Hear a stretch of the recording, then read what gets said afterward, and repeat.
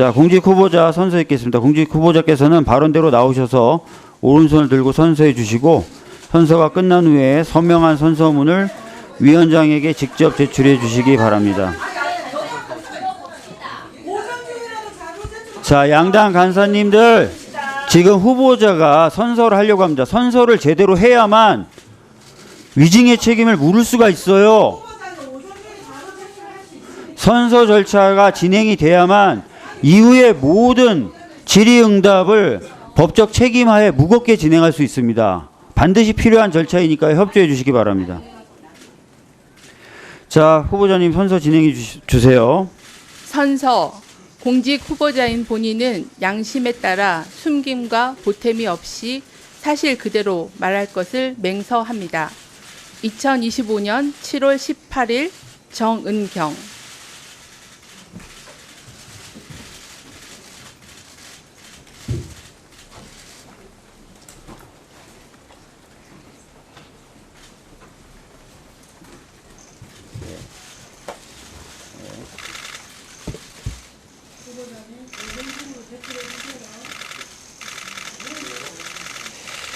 다음은 후보자의 모두 발언 순서입니다. 후보자께서는 발언대로 나오셔서 10분 이내로 모두 발언해 주시기 바랍니다.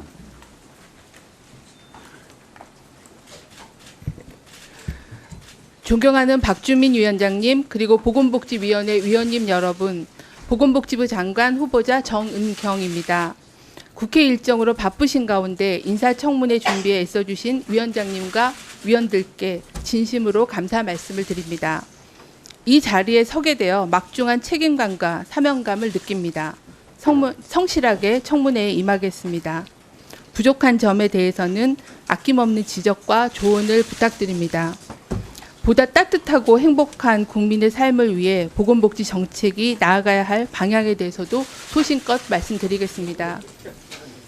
존경하는 박주민 위원장님, 그리고 보건복지위원회 위원님 여러분, 저는 지난 30년여간 의사, 보건의료 행정가, 그리고 연구자로서 근무하며 보건의료 현장과 정책 일선에 있었습니다.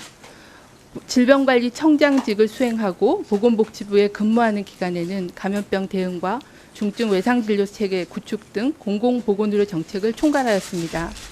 이 과정에서 국민의 소중한 생명보호와 삶의 질 향상을 위해서는 보건복지 정책이 중요하다는 사실을 절감하였습니다.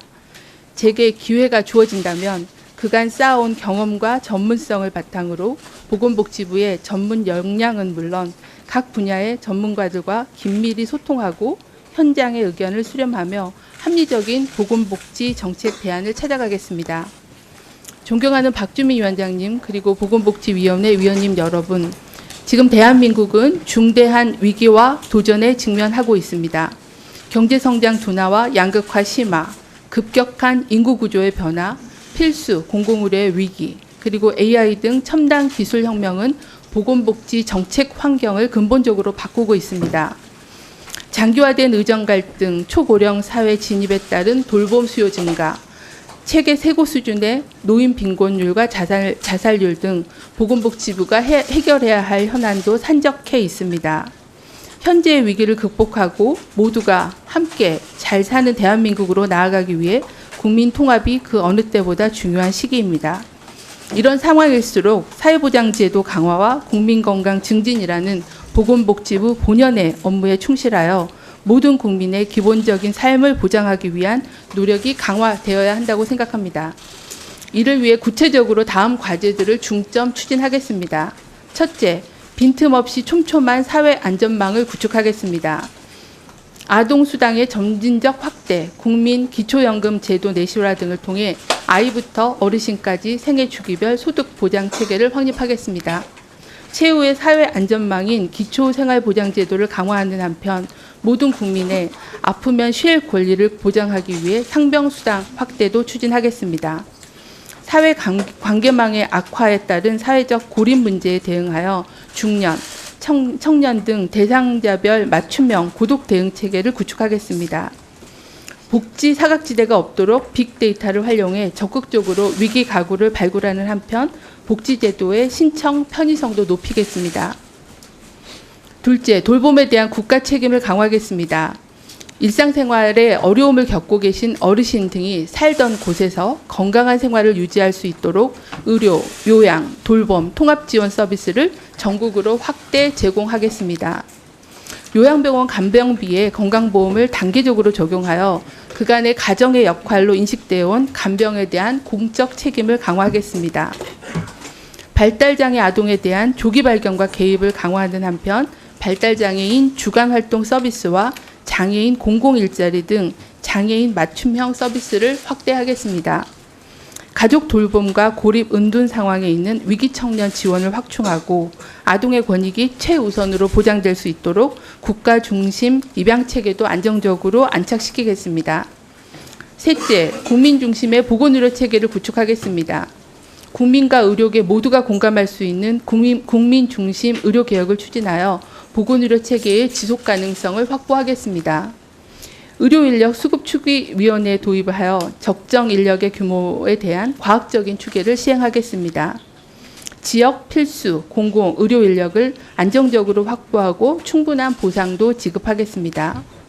국립대병원 업무를 보건복지부로 이관하여 지역 내 공공 필수 의료의 컨트롤 타워로 육성하겠습니다. 환자의 안전성과 편의성을 모두를 보장하는 방향으로 비대면 진료를 제도화하겠습니다. 지역사회에 기반한 1차 의료 체계를 구축하고 희귀, 난치 질환자의 의료비 부담을 완화하겠습니다. 자살위험군에 대한 조기 발굴 및 개입을 강화하고 자살 시도자에 대한 치료비 지원 등을 확대하는 등 자살 예방 정책도 강화하겠습니다. 넷째, 미래 보건복지 강국 도약을 위한 기반을 마련하겠습니다.